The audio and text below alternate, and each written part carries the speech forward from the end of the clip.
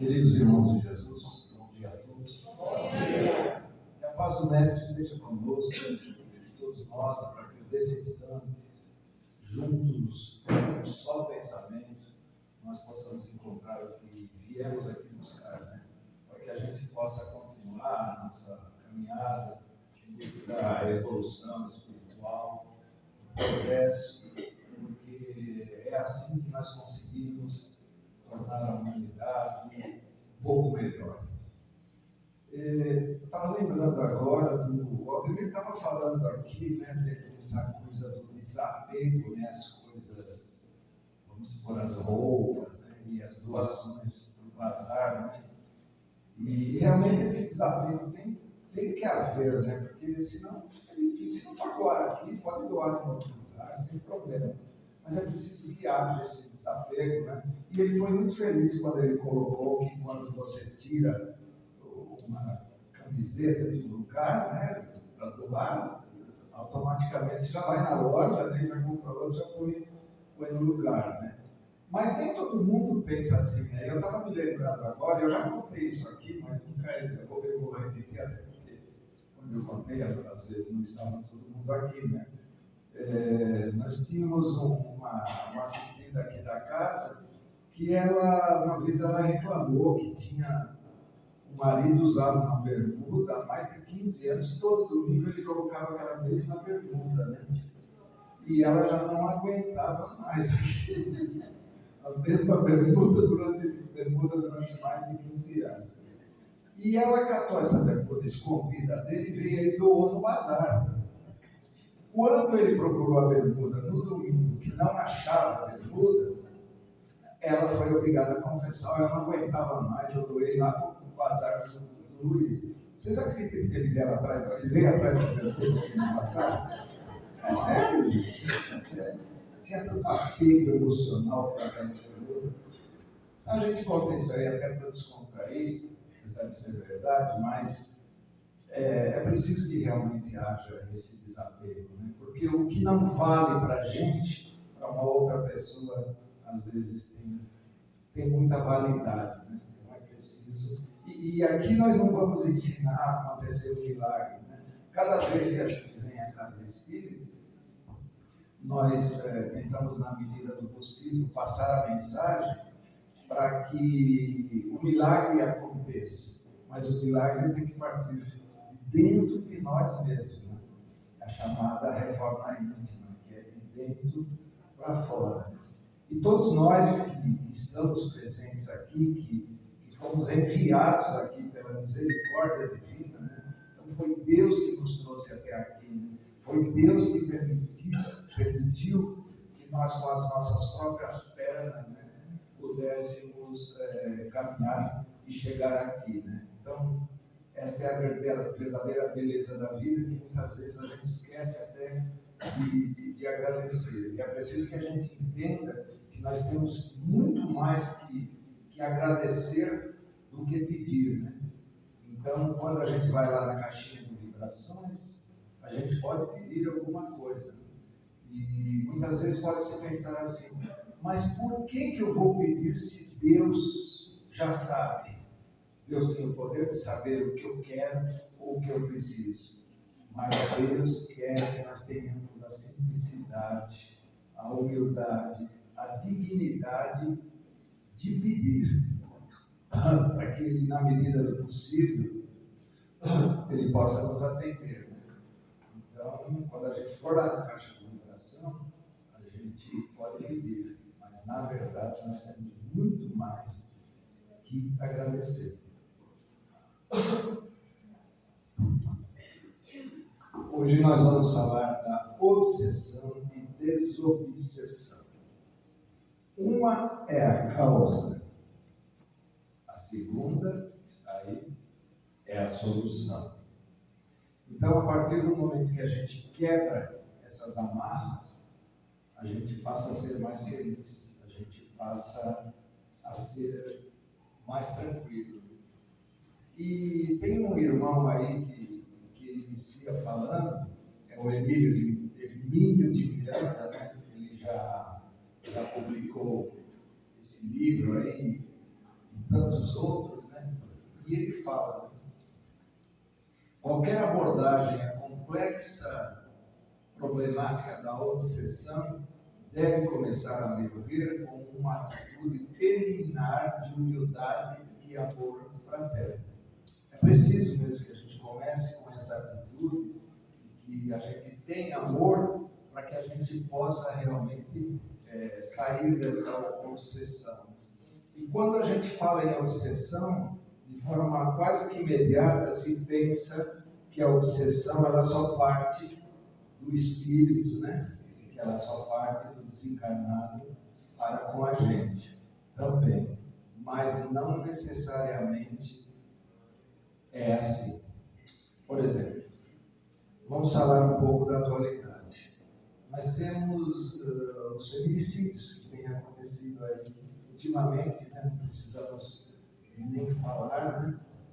Essa coisa que alguns espíritos com desequilíbrio, né, acabam cometendo contra as mulheres, né, que são coisas inexplicáveis, né, que são coisas injustificáveis, né, que se cometem. Né. E a obsessão envolve também o ciúme, né? Então, muitas atitudes que esses irmãos têm, e às vezes vocês podem até estar estranhando, né? A gente fala, esses irmãos, porque esses irmãos que cometem isso estão realmente obsidiados, de alguma forma, pelo ciúme e por tantas outras coisas, né? E eles não deixam de ser nossos irmãos, né? Porque a gente tem que chamá-los de irmãos, porque senão não teria sentido nós estarmos aqui, não teria sentido a gente aprender o que a gente vem aqui na Casa Espírita aprender. Então, vocês veem que quando eu abri, eu falei irmãos em Jesus. Então, todos nós realmente somos irmãos em Jesus. Então, isso independe de qual circunstância for. Então, vamos começar a falar. A gente vai, na medida do possível, procurar ser fiel ao que a gente escreveu aí, para que a coisa fique bem explicada. E aí a pergunta de interrogação: o que é a desobsessão?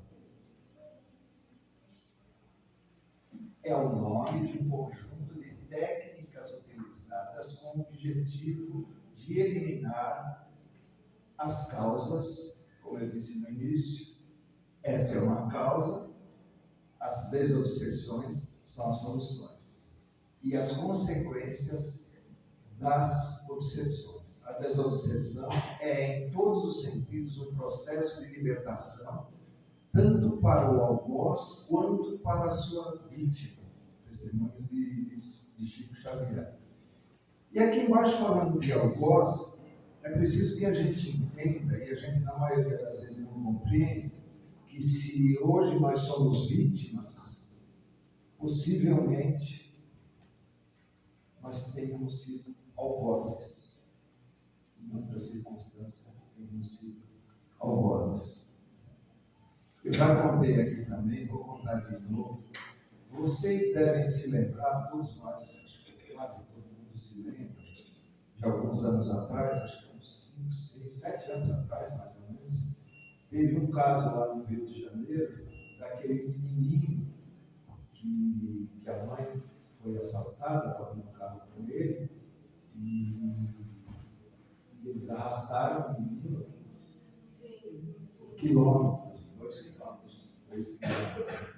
Obviamente que o menino veio desencarnar depois de tudo isso. Veja bem que é importante o modo como essa criança desencarnou. Foi arrastada, né, por um carro, ficou preso, foi arrastada por um carro. E essa mãe, obviamente, depois de muito sofrimento, né, vocês devem ter acompanhado o caso na época, após muito sofrimento, ela não era nem espírita, ela foi depois de algum tempo, né, ela queria uma explicação para aquilo, e ela começou a ir nos centros espíritas para ter uma explicação do porquê de uma criança daquela, de 7, 8 anos que essa criança tinha na época, morreu de uma forma tão trágica, de uma forma tão violenta, né? Apesar dela não ser espírita, me parece que ela era católica e tal, mas aqui não se discute isso. Quando se quer alguma explicação para alguma coisa, Deus dá essa explicação, os irmãos espirituais dão essa explicação para que o coração dessa mãe muitas vezes possa ser aliviado. E às vezes essa mãe, ou esse pai que perdeu esse filho, procura nas casas espíritas através de mensagem ou através de psicografia, e na maioria das vezes, ou boa parte das vezes, essa mensagem não vem, né? Então a pessoa fala, poxa, como é que não vem essa mensagem para mim? Porque não é o momento realmente, porque o telefone, como a gente sempre diz, ele toca, exatamente, está vendo? Já ouviu isso aí, né? Toca de lá para cá, então não adianta a gente querer, não é o momento, é de acordo com a decisão de Deus, do plano maior, para que se receba essa mensagem. Mas ela foi agraciada e recebeu uma mensagem, e ela fez na época, isso explicado por ela mesma, né? Aquele processo de regressão, todos já ouviram falar, que o Espiritismo não aconselha muito a se fazer isso. Não aconselha nada a se fazer isso. Evite-se. Mesmo se vocês forem a algum lugar, se prontifiquem a fazer isso, evitem fazer. Porque a gente pode ter surpresas muito desagradáveis. Né? Em vez de nos fazer melhorar, vai nos fazer piorar. Mas falando especificamente desse caso, e aí nessa regressão apareceu, quem já ouviu falar através de filmes ou através da história da antiga Roma, que tinha no Coliseu e em outras arenas, aquelas bigas, acho que vocês sabem que as bigas, né? Tinha uma espécie de uma charretinha, uma carrocinha, né? Que girava lá em torno da arena, né? E aí, nessa regressão, viu que tinha uma pessoa que, conduzindo aquela biga, que chicoteava, né, os irmãos lá, né, para judiar, né, porque nessa época, aí, lembra que os gladiadores lutavam com os leões, né, e tinha um deles que tinha o prazer de chicotear e amarrar essa pessoa na biga dele e saía arrastando por toda a arena, né, lá do Coliseu. Para resumir a história, esse irmão que arrastava na antiga Roma era esse menino. Morreu de uma forma. Por quê? É o que eu acabei de falar há instantes. Foi o algoz anteriormente e agora acabou, de certa forma, virando a vítima. Então, muitas vezes, a gente encontra explicação sem ter que fazer uma regressão dessa, que, como eu falei, a gente não aconselha. Né? Então, essas obsessões, muitas vezes, acontecem também dessa maneira. Né? Então, são utilizados como objetivo de eliminar as causas e as consequências das obsessões. Então, esse processo realmente é um processo que liberta. Né? Então, não adianta, é preciso que se tenha o conhecimento dessa obsessão para que se faça a desobsessão. E um dos caminhos é a casa espírita. A casa espírita tem um trabalho, né, onde a gente, na maioria das vezes, com muito carinho, com os irmãos espirituais que estão nos auxiliando, com muito carinho, através desse trabalho, a gente consegue tirar, de certa maneira, essa obsessão desses irmãos. Então, nós vamos falar aí na frente em seguida. Pela obsessão, influenciamos e somos influenciados. Quem não conhece aquela história que a gente ouve desde pequenininho, que fica um aqui no ombro esquerdo e o outro aqui no ombro direito, você tem um bom aqui, um mal aqui, ou vice-versa. E às vezes ele fica falando assim, o povo fala assim, não pega nada, não, vai, faz. Não, vai. Né? Não tem problema não. Ninguém vai perceber, faça isso, faça aquilo. E tem o outro que é o nosso agente da guarda, fala, não vai, cuidado, você vai quebrar a cara.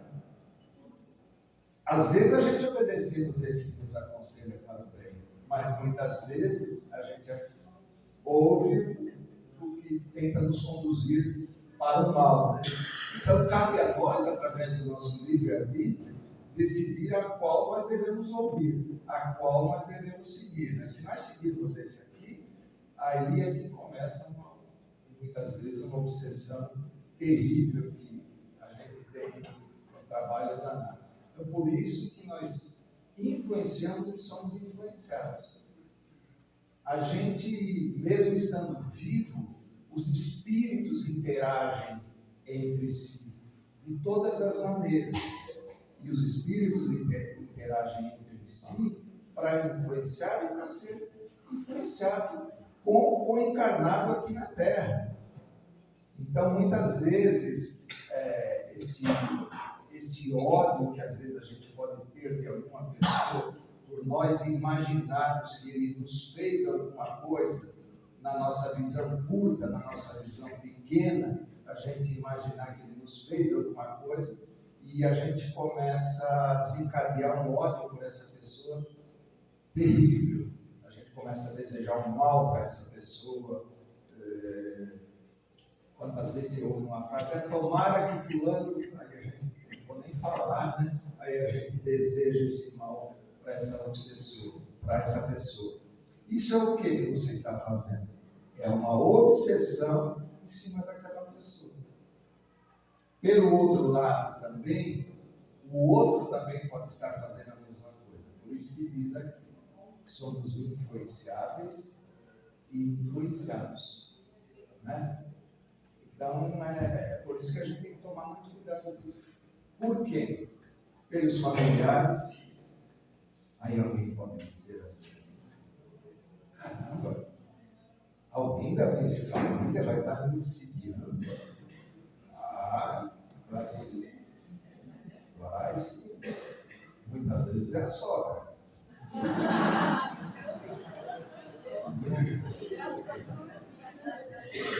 Brincadeira. É que a sogra virou motivo assim da gente brincar mesmo, mas tem sogras maravilhosas, né? Tem sogras que é mais do que uma mãe, né?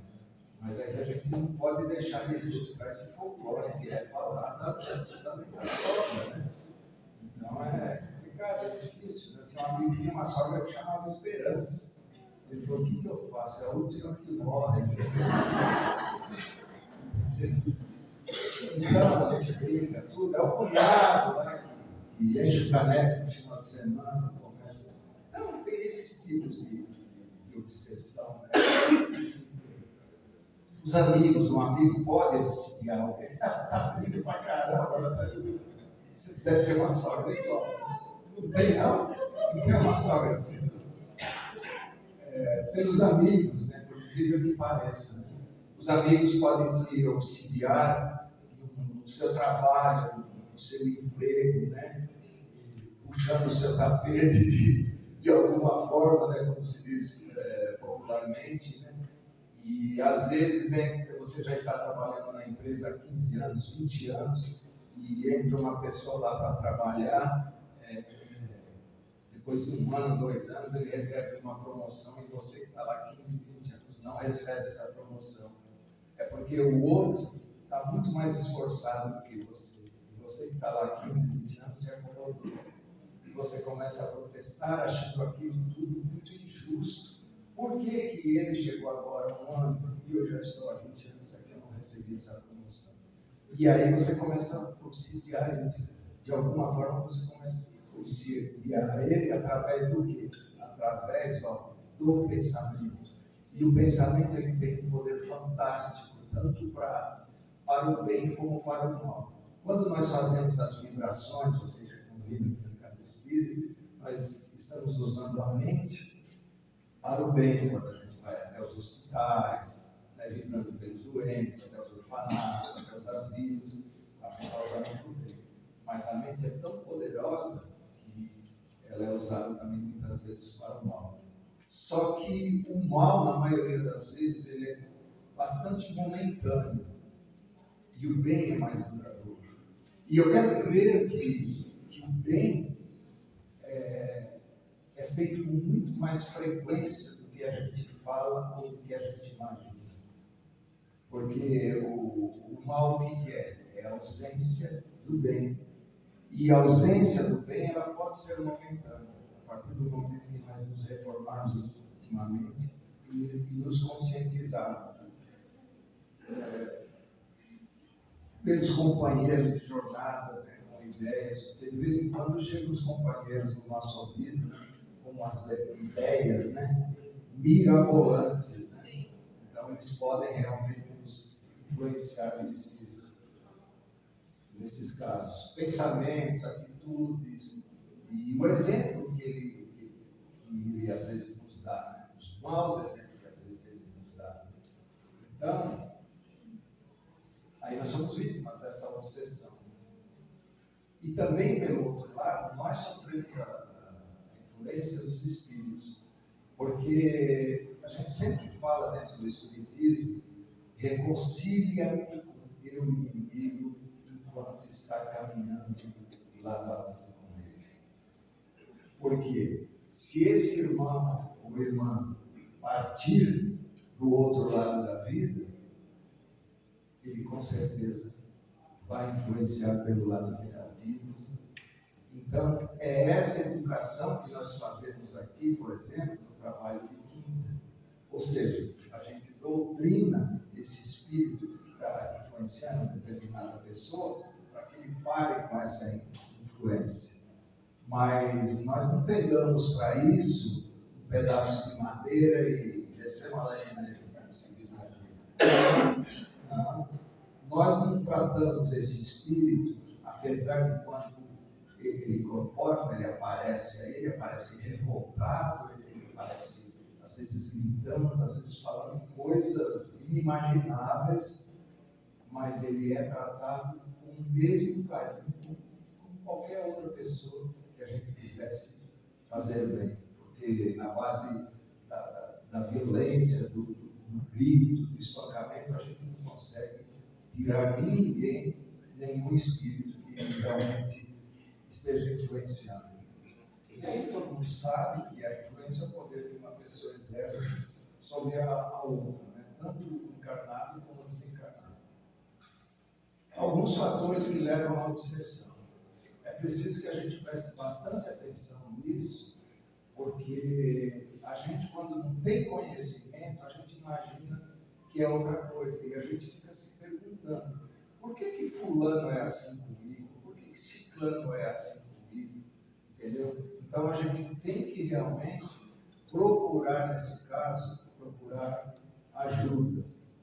Tá? Além das orações que nós devemos fazer, nós não devemos, com esses irmãos, como se diz, rogar praga para ele. Não, a gente deve sim orar por ele, e na medida do possível ajudar a ele. Porque quando a gente tenta ajudar a ele, a gente vai estar ajudando a nós também. Então, alguns fatores que levam à obsessão: a agressividade, ciúme, a cobiça, complexo de culpa, de grandeza. É interessante falar desse complexo de grandeza, e de pobreza também, porque muitas vezes a pessoa tem esse desejo tanto de grandeza que ele acaba obsidiando um monte de gente. E às vezes na pobreza também, a pessoa que é pobre, ela não se conforma em ser pobre, ela fica revoltada em ser pobre. E de riqueza também. E os sentimentos de vingança. Esse sentimento de vingança, isso é terrível. Porque vira uma bola de neve, vira uma sequência que a gente não consegue mais fazer parar. A gente observa que ainda hoje, obviamente com menos frequência, lá no Nordeste brasileiro, tem famílias que se vindo uma das outras, e isso permanece já há 30, 40, 50, 70, 80, 100 anos, e passa-se de geração para geração. Porque um tirou a vida do outro, aí eu vou tirar a vida dele, porque ele tirou a vida do outro, e isso vai. Isso são obsessões terríveis. Chega uma hora que tem que realmente parar. E isso tem que parar de que maneira? Através do perdão que nós devemos ter. E isso depende mais de nós do que do outro. Porque para eu dar o perdão depende só de mim. Para eu ser perdoado depende do outro. Então eu não sei o que o outro tem. Mas na medida que eu perdoo, esses espíritos bons influenciam ao outro para que o outro possa também me perdoar. Então, ao invés de eu ficar fazendo essas mensagens negativas, essas vibrações negativas, é preciso que eu leve até esse irmão o pedido de desculpa, o pedido de perdão, e vai chegar um momento que os espíritos, mesmo em vida, eles interagem, como eu falei no início. Vai chegar um momento que esse irmão vai se aproximar de nós, da gente, vai nos perdoar, nós vamos perdoar ele, e isso vai acabar. Aí vocês podem falar assim, mas isso não é tão simples. Realmente não é tão simples. Mas tem que haver um começo, tem que haver um início. E para ver esse início, como eu acabei de falar, depende mais da gente do que do outro. Então, esse complexo de inferioridade, de superioridade, desamor, a dificuldade de perdoar, como eu acabei de falar, disputas de poder, orgulho, egoísmo. Nessas disputas de poderes entre famílias que têm desavenças, do lado político, vocês imaginam quantas obsessões e as pessoas nem percebem. No egoísmo, nas mágoas, nos ressentimentos, na maledicência. A maledicência é uma coisa que você vai numa festa de casamento e você começa a reparar, né?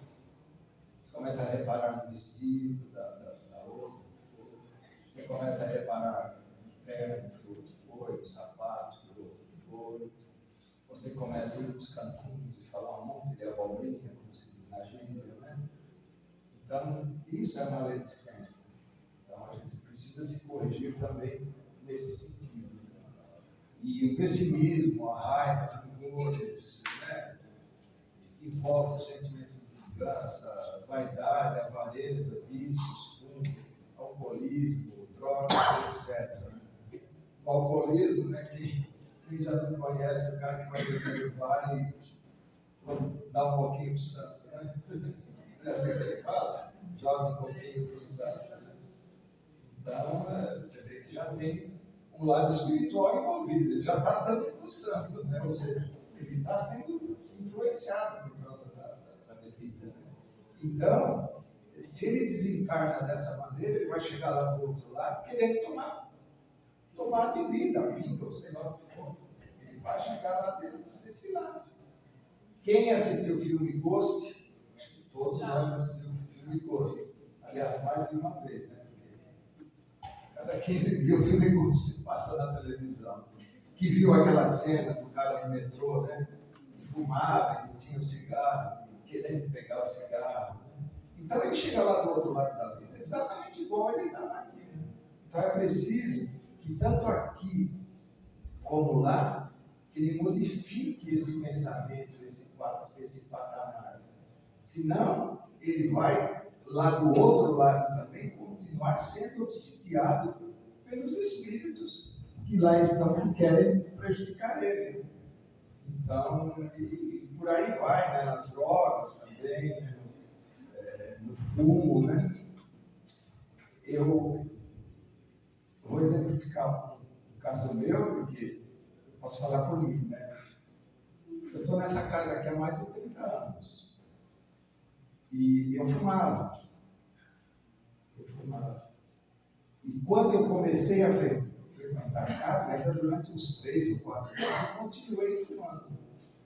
Mas chegou uma época que a Federação Espírita de São Paulo trouxe para essa casa um curso de passe, para aprender a dar passe, porque para aprender a dar passe tem que ter uma certa técnica também.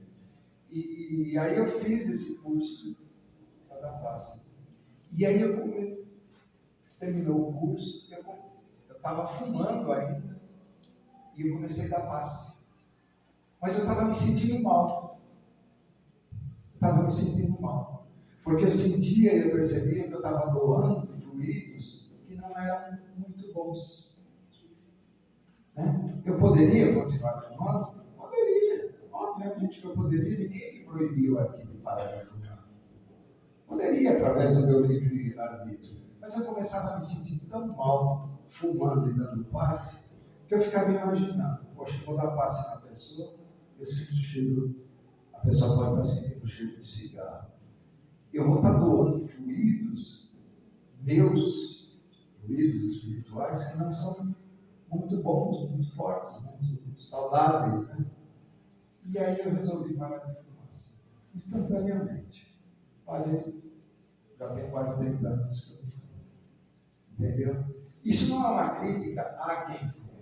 A quem fuma vai ter o seu momento de querer parar, né? Para que realmente aí vai pelo lado da saúde, não prejudique a sua saúde. Mas por que cita o fumo lá? Cita o fumo lá porque é uma obsessão também que você tem pelo cigarro. Eu penso que morri, fui lá para o outro lado, não vou sentir mais vontade de fumar. Vai sentir vontade de fumar. Se você não se corrigir, qual é a ação do pensamento? Falamos há pouco aqui do pensamento que tem esse poder fantástico, maravilhoso. Pensar é criar. A realidade dessa criação pode não exteriorizar-se logo, mas o objeto formado pelo poder mental vive no mundo íntimo, exigindo cuidados especiais para a continuidade ou extinção. No livro Pão Nosso, no capítulo, no capítulo 15 do livro Pão Nosso. Né? Então, o que fala aqui? Ó? Poder mental, formado pelo poder mental no mundo íntimo. Eu falei há pouco, no mundo íntimo, de dentro para fora. Então, é preciso que nós nos reformemos intimamente, para que a gente possa, realmente, a partir da nossa reforma íntima, nós podemos tomar todas essas atitudes saudáveis que a vida quer nos trazer. Então, ali, ó, tem a escravidão, né, pela obsessão, e a libertação, que é com a desobsessão. E Paulo já diz, tudo me é lícito, mas nem tudo me convém. Podemos fazer tudo o que nós quisermos. Se nós quisermos agora, nesse instante, levantarmos dessa cadeira e formos para casa, que a palestra está chata, porque o centro espírita está chato, isso e aquilo, na nossa visão, muitas vezes errada, nós podemos fazer isso. Ninguém vai segurar você aqui se você decidir levantar da cadeira e sair. Mas, como diz Paulo, eu posso fazer isso. Mas será que isso me convém fazer? Será que é melhor eu sair daqui onde eu estou ouvindo a palestra, onde eu vou receber daqui a pouco esses lentivos tão necessários para a nossa alma, para a nossa vida? Será que me convém eu fazer isso? Então, o livre-arbítrio está no nosso dia a dia, no nosso cotidiano, em todos os instantes, todos os momentos. Mas tem coisas que a gente não deve fazer o uso do livre-arbítrio, porque lá na frente, em muitos casos, a gente vai realmente se dar mal. Qual é essa obsessão simples que nós temos? Porque ela tem estágios, vocês percebem? Ela tem estágio. Aí, o obsessor, por afinidade, inspira ideias ao obsidiado. Então, quem dá essa afinidade ao nosso obsessor somos nós mesmos. Nós que damos essa liberdade para ele, nós que damos, né, muitas coisas que fazem ele E como nós fazemos isso? Nós temos um espírito obsessor que tem essas mesmas coisas que nós temos, essa revolta, o ódio, o desânimo, o comodismo, a vingança. Estou indo rápido aqui, senão não dá tempo. E a outra parte é a parte da obsessão, né? O obsessor atua no cérebro perispiritual do obsediado, enquanto estamos vivos, perispiritual, através do quê? Dos vícios, do orgulho, do egoísmo e da vaidade. Nós ficamos, às vezes, fascinados. Vocês acham certo, por exemplo, a gente ter vaidade? Eu acho que é certo, não é? Todo mundo tem que ter um pouco de vaidade. Vaidade é gostosa. A mulher tem que, né, se maquiar, se sentir bela, se sentir bonita. O homem também, não se maquiar. Se quiser também. Se quiser também, tem o livre-arbítrio. Mas cada um tem que ter a sua vaidade. Mas essa vaidade, ela não pode extrapolar. Ela não pode atingir o absurdo. Ela não pode atingir o exagero. E aí vem a subjugação, ou seja, é a mesma coisa, vocês viram ali no início da página, tem uma pessoa, né, que estava amarrada e a corda está cortada, quando ela já se libertou, né? Houve a desobsessão. E aí tem o domínio do espírito, né? Então, são dentro desses 3 estágios. E aí nós vamos para o processo da autodesobsessão, que é o ato de promover a própria pessoa, a sua desobsessão. O que eles querem dizer com isso? Necessariamente, se eu tiver um pouco de equilíbrio, um pouco de boa vontade, um pouco também de inteligência, porque acima de tudo também depende-se de um pouco de inteligência. Eu posso fazer a autodesobsessão dentro de mim mesmo, porque chegar um momento de eu falar, não é possível eu estar passando por tudo isso, eu tenho que reagir, eu tenho que me dominar. Alguém está fazendo alguma coisa e não é macumba. Popularmente a gente fala em. Alguém está falando, né? Quem já não ouviu falar? Né? Acho que alguém fez uma macumba para mim. Mas não é macumba, é uma obsessão. Né?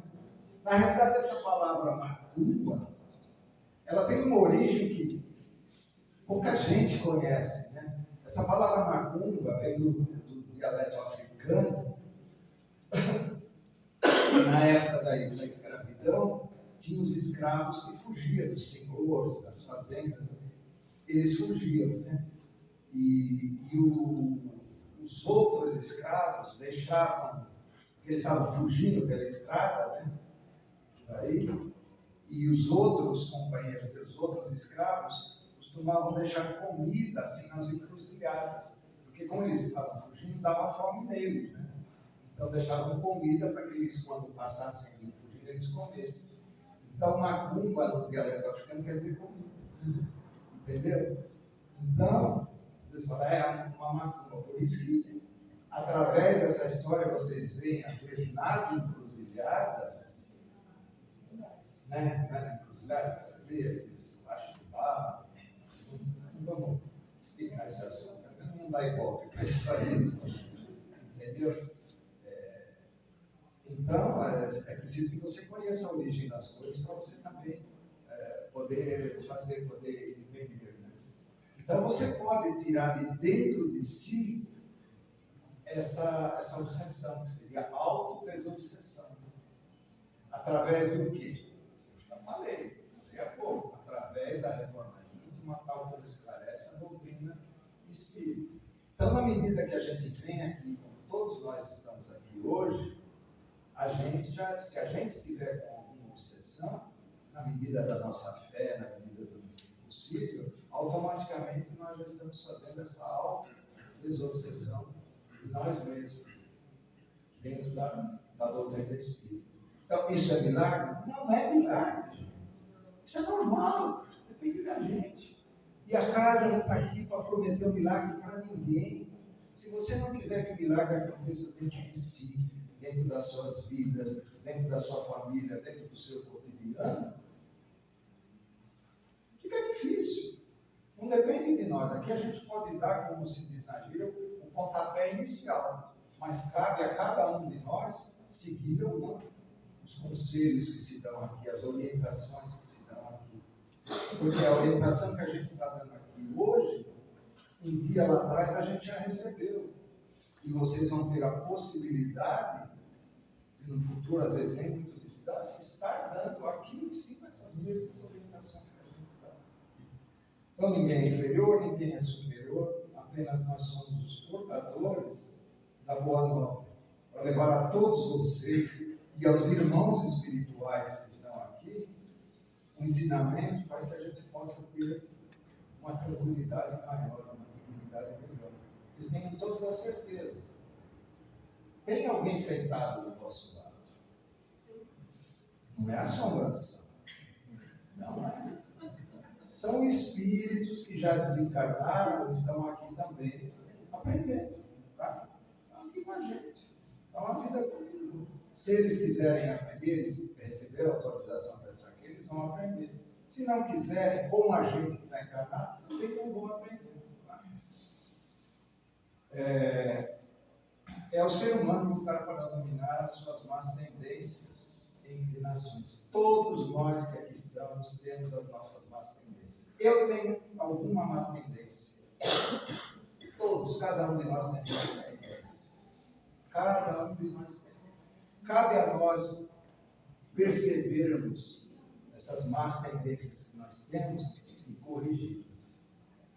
Por exemplo, toma uma fechada no trânsito aí, eu tenho uma tendência. Não estou dizendo que eu tenho, estou só citando como exemplo. Mas de vez em quando a gente tem. E aí você põe a cabeça para fora e xinga o cara. Isso é uma tendência que você tem. A partir do momento que você começa a vir na casa de espírita, recebendo esses ensinamentos, você só põe a cabeça para fora, você já não xinga mais.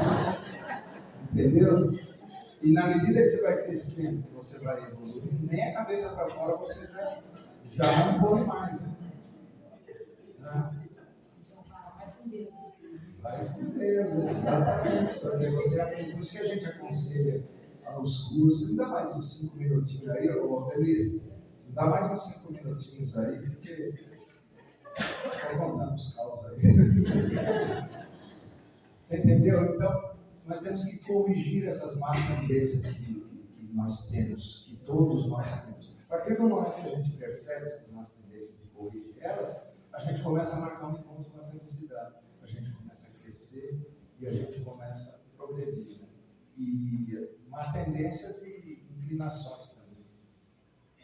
Terapia desobsessiva. Tem esses tipos. Olha. O clínico, nós devemos abandonar o lado da medicina, o lado médico. Né? Através do médico, psicológico e outros. Na casa espírita, encarnado e desencarnado. O que é isso? Esse trabalho que nós temos aqui nas quintas-feiras, que nós executamos esse trabalho de encarnados e desencarnados, né? Através da libertação desse espírito que está nos obsidiando, né? E através da palavra de força, de fé, de carinho, de esperança, a esses espíritos que chegam revoltados e na maioria das vezes saem daqui calmos, serenos e tranquilos. Então é assim que se faz. Né?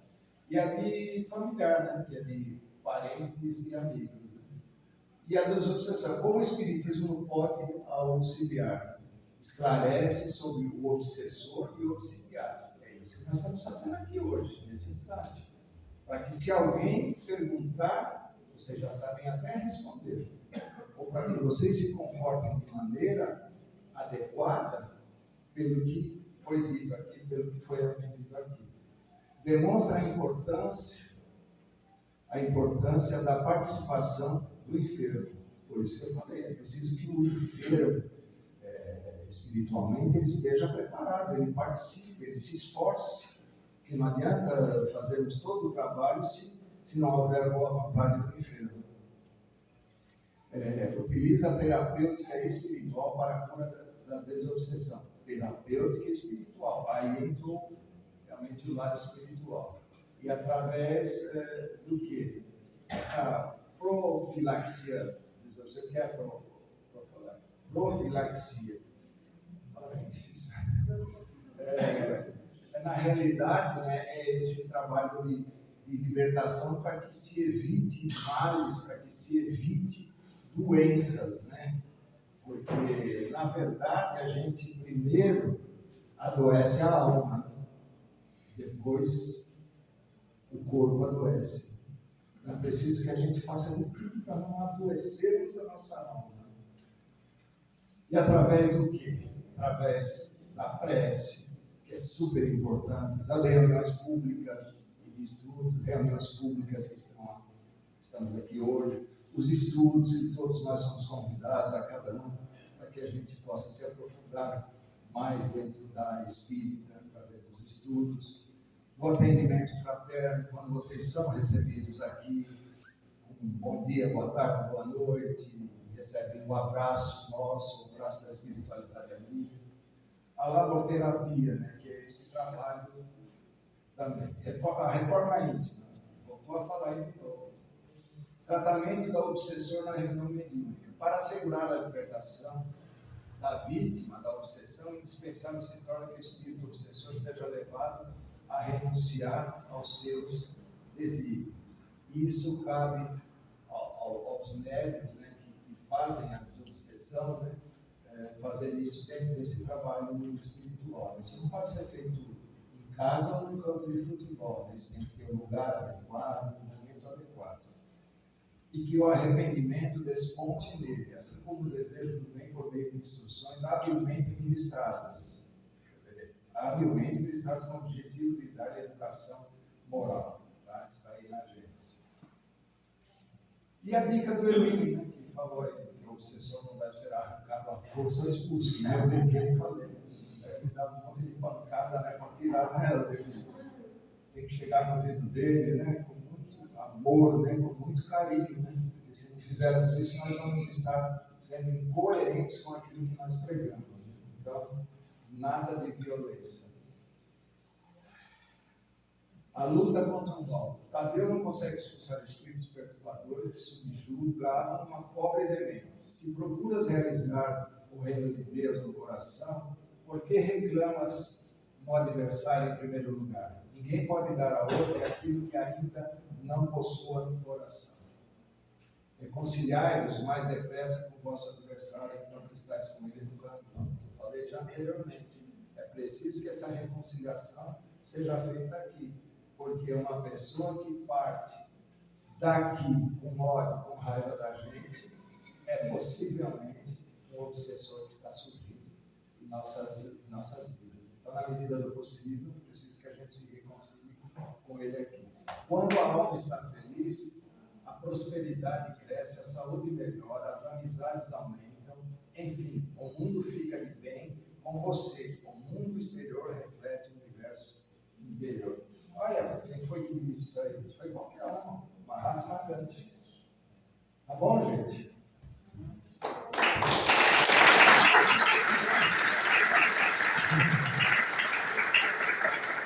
Depois possamos retornar aos nossos pais, né? Um pouco mais de visão, né, do que é ser obsediado, né? E de qual providência que tem para se sair dessa obsessão. Tá bom, gente? Que a mesma paz que conduziu todos até esta casa possa estar de volta aos seus lares, juntamente com os seus entes queridos, e que nós possamos estar unidos em nome de Cristo numa próxima oportunidade. Muita paz.